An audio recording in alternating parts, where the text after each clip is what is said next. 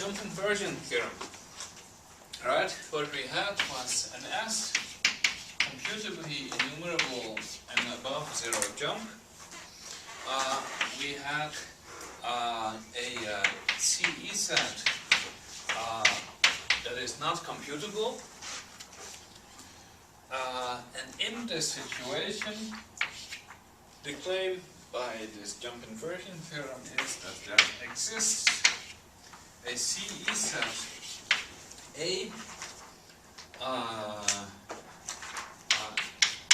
not computable such that A jump is Turing equivalent to S and C does not get computed by A. Right? You have an S for which it's at least not a priori unreasonable that a CE set might jump to it, and then there is a CE set that jumps to it. Missing a given arbitrary cone given advantage, advance. Okay, so how far did we get? Not very far yet. We said if we have an S which is CE in zero jump, then this S is sigma 2, sigma 3, 2.5, 3/4, 1. It's clearly sigma 1, right? Because this is sigma 1 and that's sigma 1. E. Huh? Sigma E. 2.7 something. Yeah. 2.7. Oh, we already did this, right? I remember wanting to do this, but I already did it, right? Sigma 1 over zero jump, but you're using zero jump as an oracle, both positive and negative questions, and so encoding this, encoding the oracle use of this is a statement which is what do you call it? Sigma 1 and pi 1. It's not both sigma 1 and pi 1, but it's like a statement that contains sigma 1 parts and pi 1 parts, and then you have this one more existential quantifier over the pi 1 parts, and therefore you're sigma 2. Therefore, there exists a function h such that if y is in S, then WHY is finite, and if y is not in S, then WHY is omega.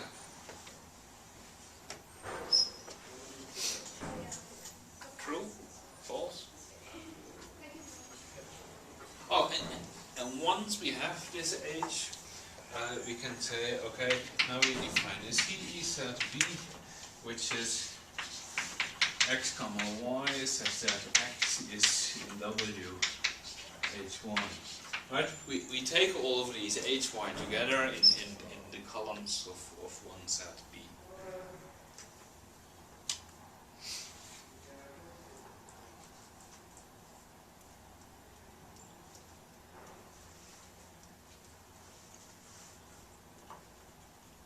Everybody's happy with it?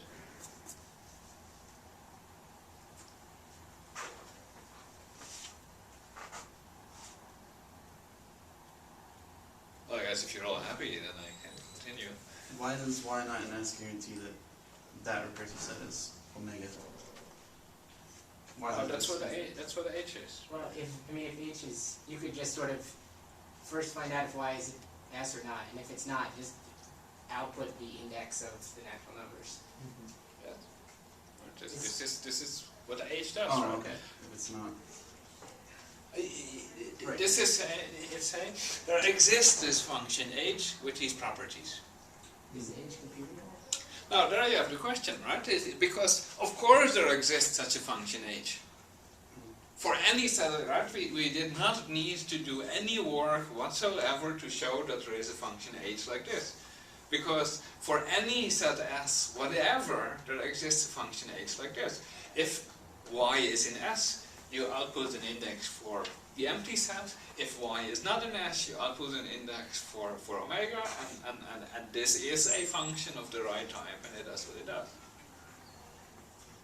Right?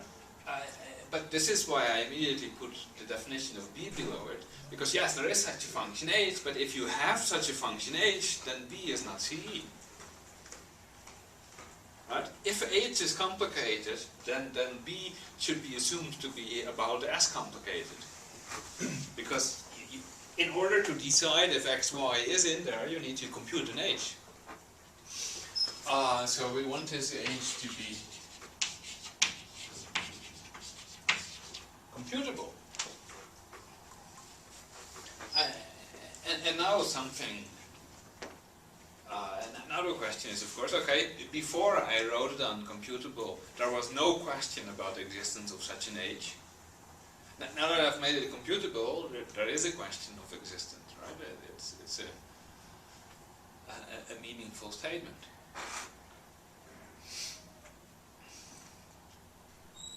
Is it a true meaningful statement?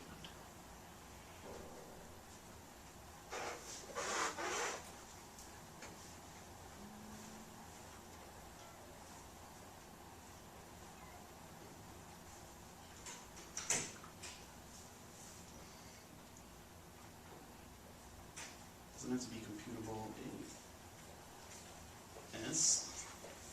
It's computable in Computable in S is also easy, right? Because the exact construction of h I gave when I had no considerations for its complexity was exactly in S computable h. Right. Because as soon as you get to use S, then you say, well, if you're in there, you're the index of the empty set. If you're not in there, you're the index of all the natural numbers. Nothing happens. And so in particular, that clearly doesn't depend on S being sigma 2. Somehow,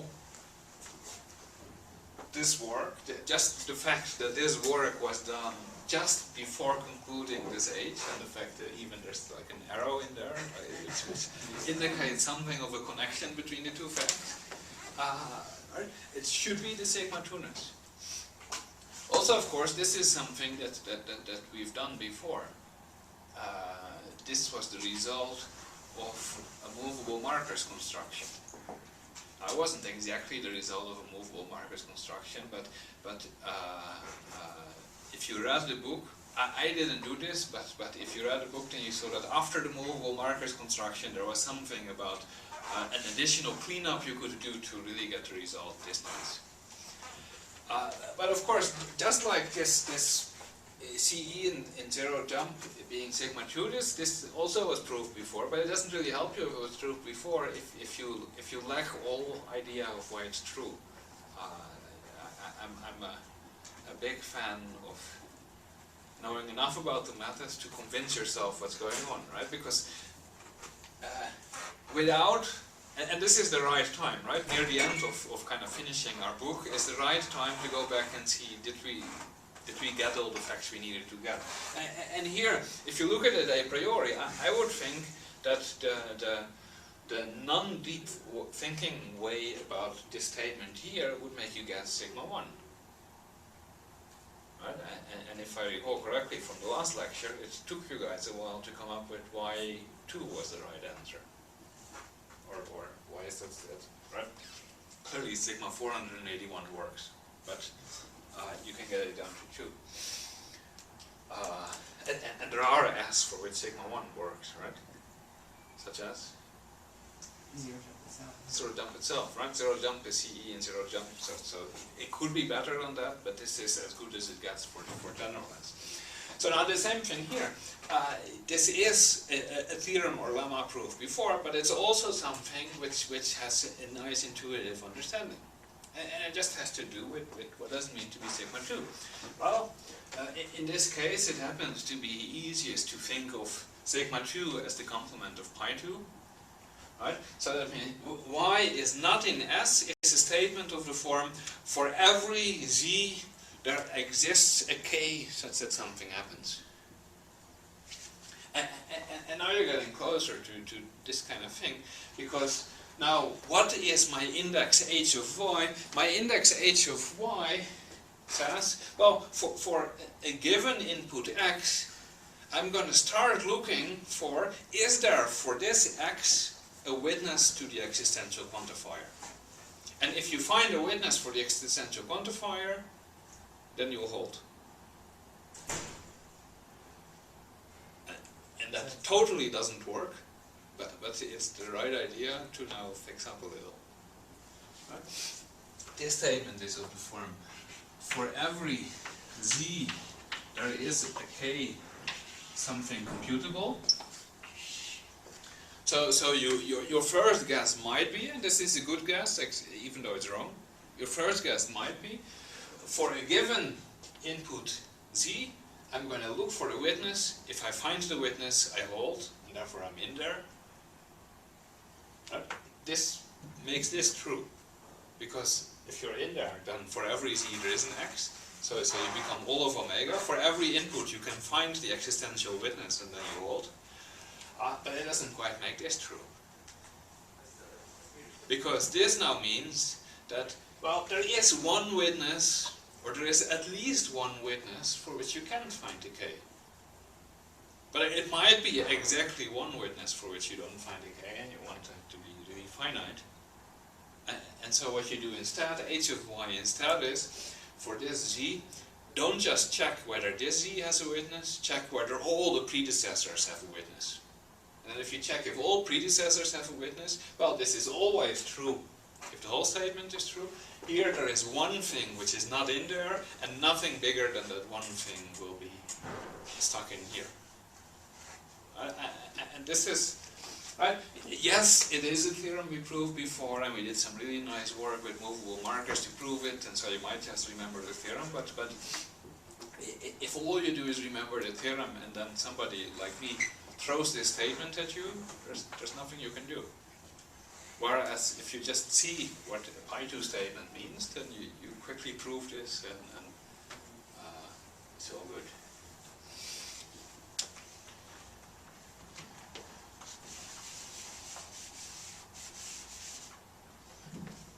Anyway, why do we care?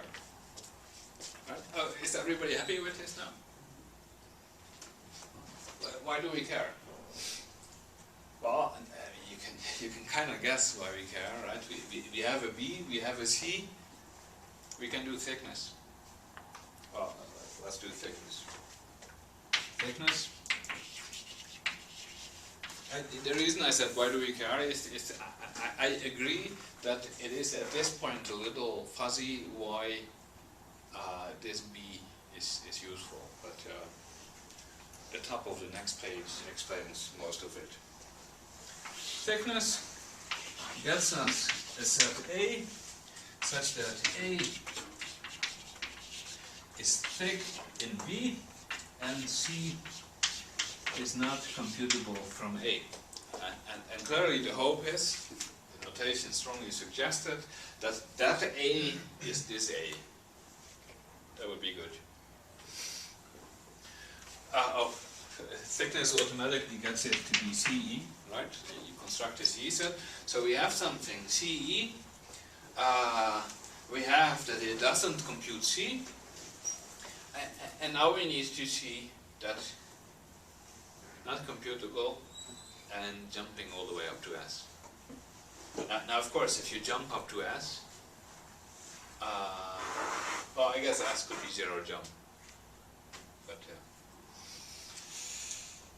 okay.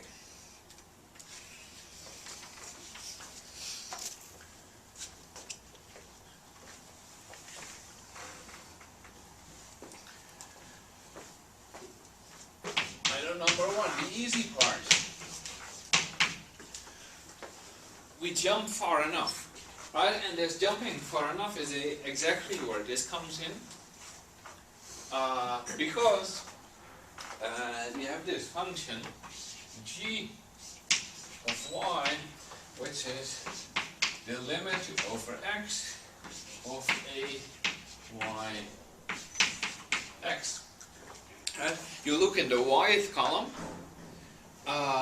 then you check whether x is in there or not, right? This gives you 0 or 1, so this is a limit of a sequence of zeros and ones, and it exists if either you stabilize to 1 or you stabilize to 0. Well, what is in this white column? Well, you're thick in B, so you're almost equal to B, but this is why we want this nice separation between finite and all of omega, right? Just being cofinite or something like that wouldn't work, because if you're cofinite you might still be infinite, and then here you have a limit which keeps fluctuating between 0 and 1 and doesn't exist. But in this case, you compute this limit, and if you're in this first case, then eventually you're not in there, and you get 0. This is a correction to my notes for sure, possibly also to the book. If you're in S, then this limit is 0, therefore 1 minus this limit is 1, and so that's the appropriate value. If you're not in S, then the limit of the values in this column is equal to 1, therefore 1 minus 1 is 0, and g of y is exactly the characteristic function of S, this way. So this shows in a nice way how the characteristic function of S is obtained from A. But is it good enough?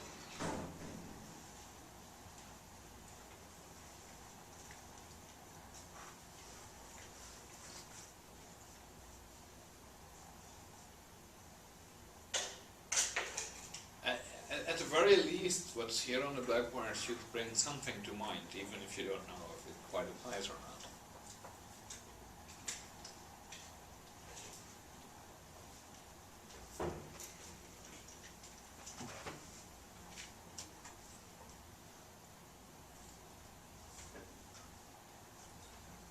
Nothing at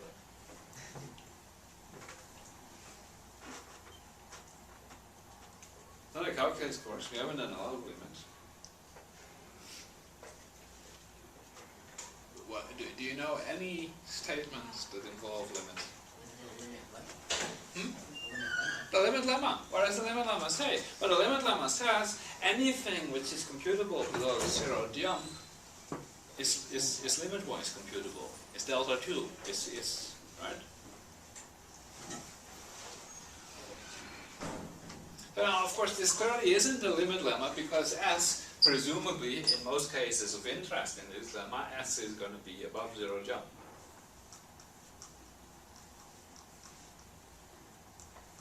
So why is the limit lemma the right thing to think about anyway? Well, because there's all these theorems, and for a little while we kept pointing this out, and then we stopped pointing this out. These theorems relativise, right? And if you take the limit lemma relativized to A, what does the limit lemma say? The limit lemma says something is computable by 0 jump if it is the limit of a computable function. Relativize this. Here we have the limit of an A computable function, therefore is computable from the jump of whatever this was computable in, right? In the limit lemma you went from computable to 0 jump. In the relativized limit lemma you go from A computable to A jump. And the limit lemma relativizes wonderfully, and so right, this exactly shows that A jump computes S. By this trickery here in coming up with this function H, having the right set B, we were able to make A jump at least far enough. In this situation it's still possible, maybe even likely, that we've jumped too far. But we have jumped at least far enough. We found an A, which is CE, which jumps above S. Such a thing we already had, like 0 jump at CE and jumps past S. But now we have something where we know a little more.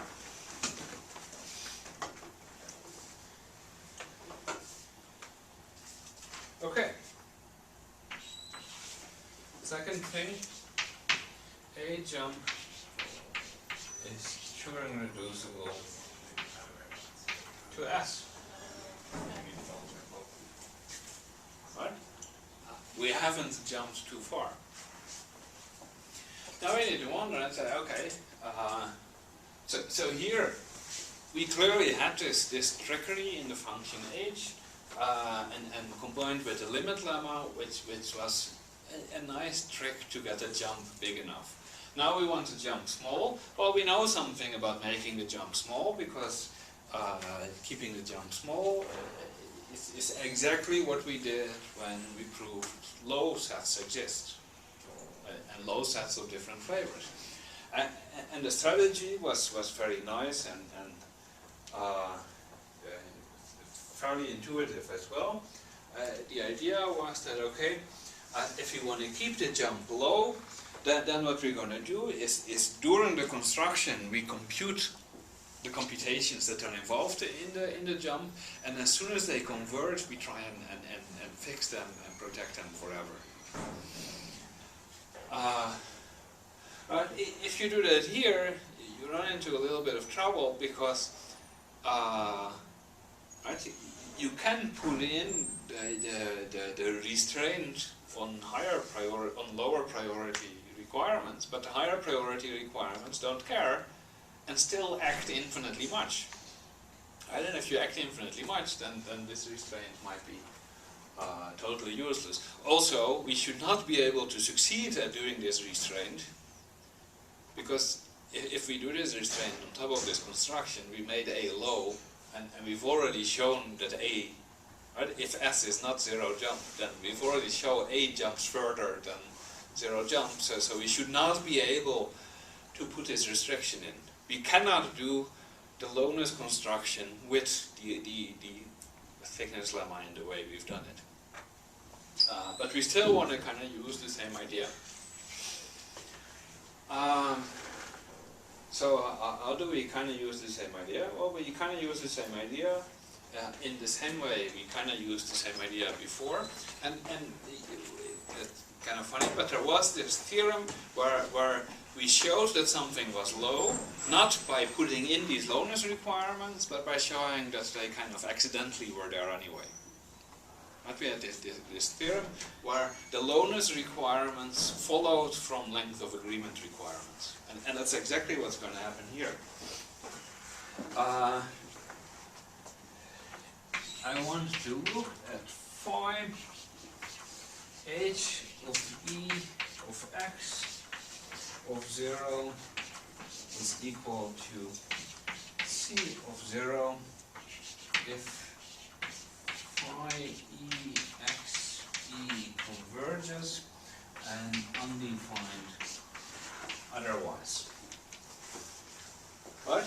Define the computable function h that does this. Right? And this is one we've seen before.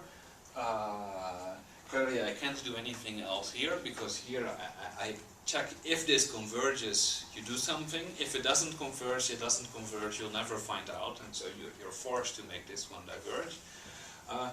As soon as this one converges, right, you cannot compute arbitrary values of c, but c of naught is 1 or 0.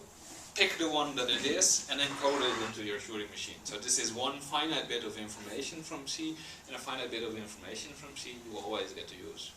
Even if you could not effectively find this finite bit of information, but it doesn't matter. H of E is either the one that puts 0 there, or it is the one that puts 1 there. I don't know which one it is, you don't know which one it is, but both of them exist.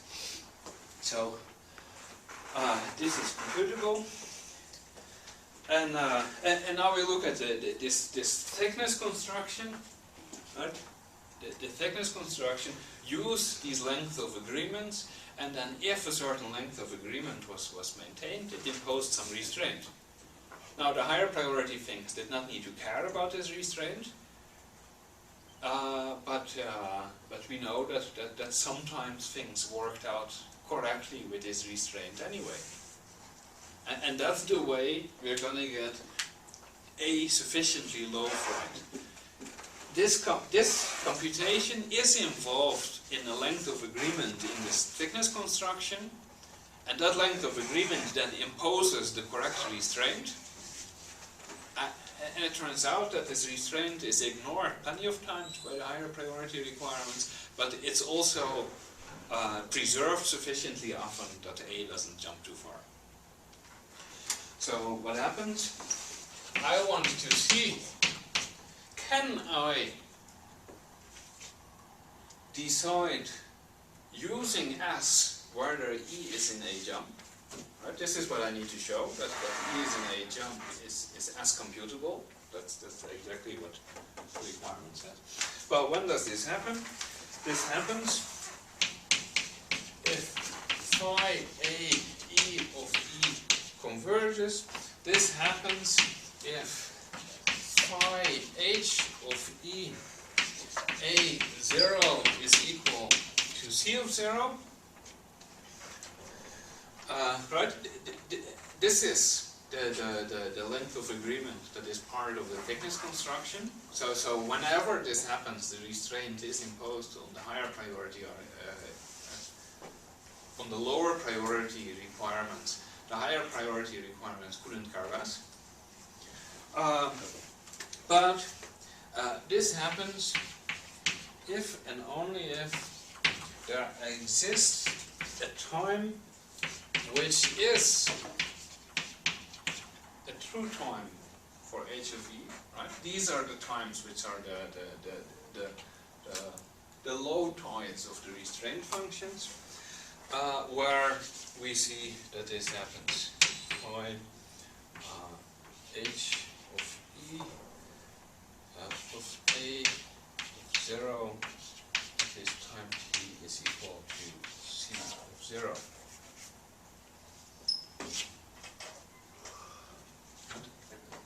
Real C of 0.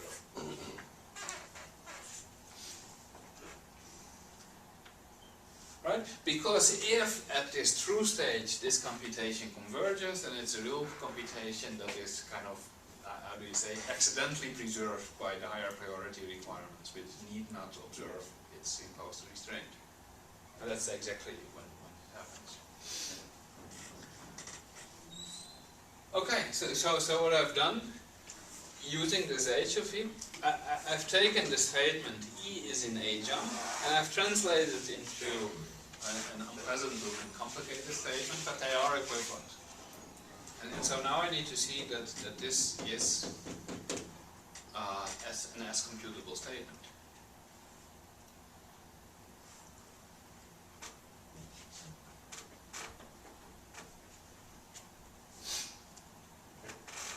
It's not entirely hopeless. It's existential over something of the true stages.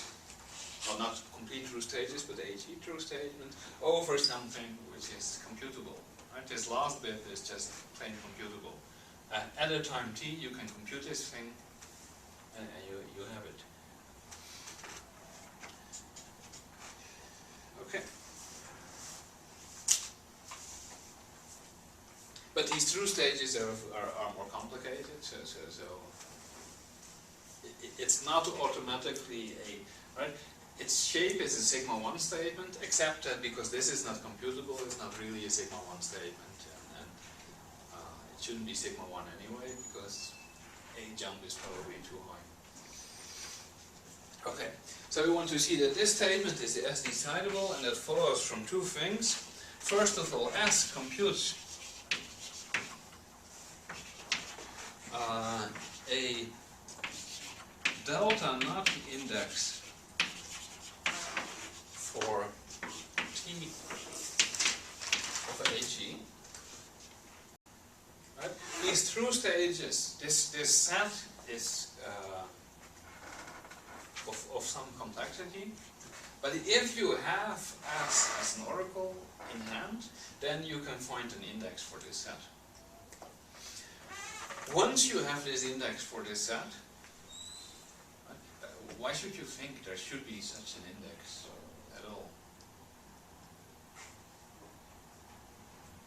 set of true stages is complicated. But it is a set of true stages for our B. Right? B is a special set. It's a CE set. But every one of the columns of B is either all of omega or just a finite set. Which means that if you are looking at just finitely many columns of B, you are dealing with a computable set. Right? Column 1 is omega, column 2 is 397, column 3 is omega. If you take finitely many of such columns, then you have a computable set. Even though all of B is complicated, because deciding which column is of which flavor depends on the complexity of S. But so these true stages are therefore also an easy set, but you still can't just know which set this is. But so the fact is, S computes the delta knot index for this set. So that means that after, I'm going to prove this in a moment, but after S computes this, then you've transformed this question using S into a sigma 1 question. And then we remember our original statement says S is CEA zero jump, right? Above zero jump. So in particular also, zero jump is computable in S. So as soon as using S you've translated this into a sigma 1 statement, S can answer yes or no to the sigma 1 statement.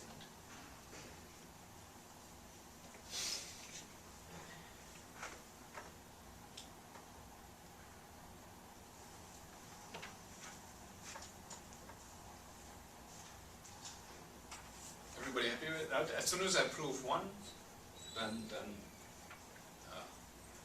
we have that A jumps to exactly the right spot.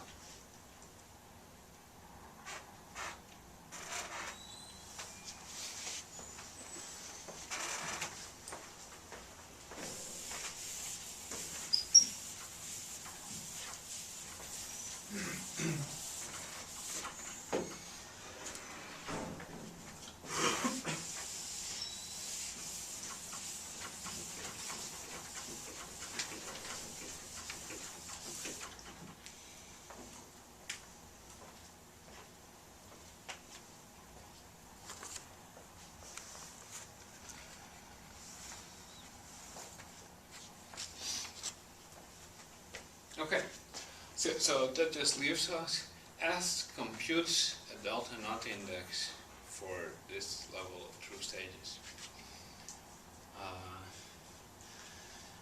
Okay.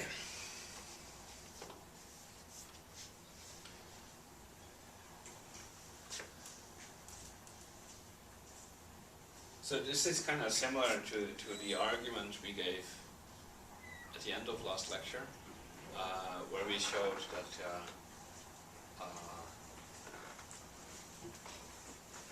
what were we proving at that time? A is B computable. We were showing that A was B computable, and we did this by induction along the columns. Right? In the thickness lemma, A is B computable, induction by the columns, and so this goes in the same way. So we assume that for all Pj, Aj,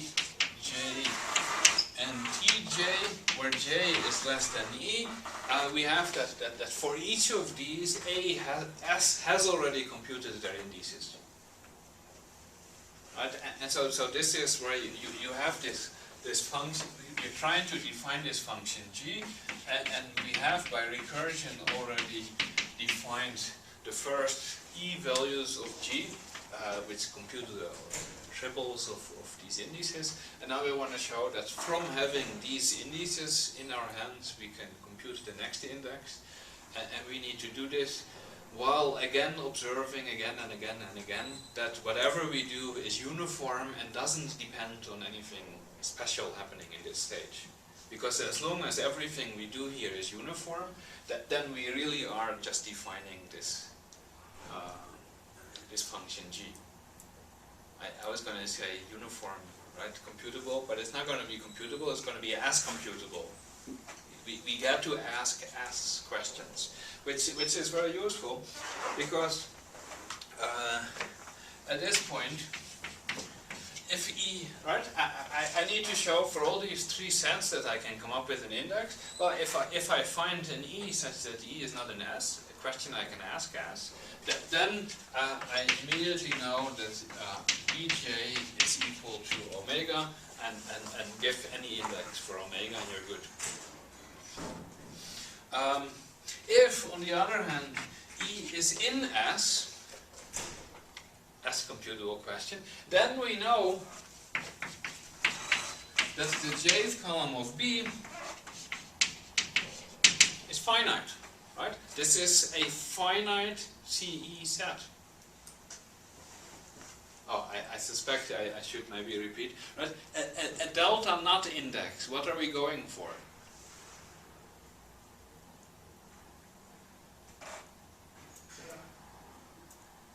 What was the delta not index again? Well, a delta not index is an index that computes the set, right? These sets, all of them are computable sets, and I want the indices that compute them, right? Here, automatically, I have a sigma 1 index, because it's a CE set, or it's a column from a CE set, but a sigma 1 index isn't good enough. I want a delta not index. And how do we get a delta not index out of this? Well, it's finite, so we know this is a finite CE set. We get to ask questions, compute zero jump. Well, if you have zero jump and you're trying to determine what the finite set is, you can just find the canonical index for this finite set. You ask, is there a number bigger than 0? Is there a number bigger than 1? Is there a number bigger than 2? At some point you get a no answer. That means you found an upper bound and all the elements in the set. Then you go back and you ask, for these finitely many elements, is 0 in the set, is 1 in the set, is 2 in the set, is 3 in the set, and then you ask these finitely many questions, which you can answer because ask compute zero jump. And so you have a canonical index for the finite set, and so certainly that gives you a delta not index. You mean the eth column of B, right? Pardon? That's supposed to be the eth Yes. column of B?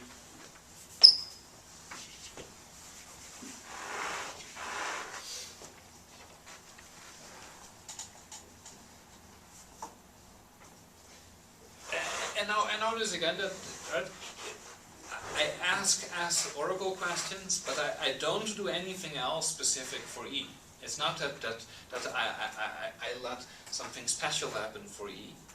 For any E, I ask this question, and then I use zero jump if I need to determine this delta not index. So this is a uniform construction for finding the index for B.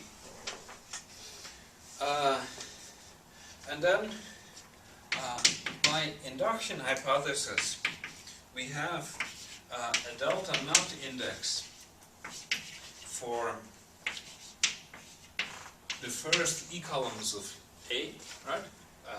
We had that for each of these we had a delta not index. Stick the delta not indices together in the appropriate way and you get a delta not index for this set. But as soon as you have this set, you can compute for any stage whether or not it is a true stage, and therefore we also have a delta not index for TE, the E true stages. Right?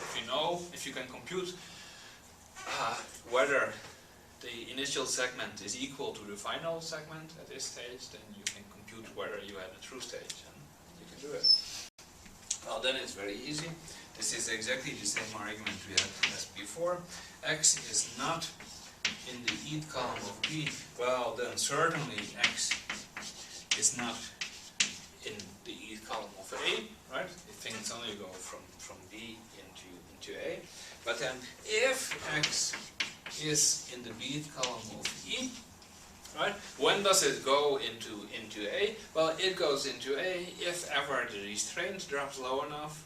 How do you decide if the restraint ever drops low enough? Well, that meant find a time when x has appeared in B, and then find a time after that at which the restraint has dropped down to a minimum, which is exactly the next true stage. And wonderfully enough, we just decided that these E true stages were computable. Not just computable, we uniformly were able to obtain an index for this computable set, and therefore in this construction we can use this index and we can really say, okay, find a t in TE such that x is in BT of E, and then x is in the eth column of A if and only if x is in the eth column of A at this time t, because it's a true stage. The restraint on this particular x is at an all-time low at this true stage. So either it goes in now or it never goes in. So that shows we have this as-computable function which gives us delta knot indices for all these sets. In particular, if we have h of E, then we can compute the delta knot index for t of h of E.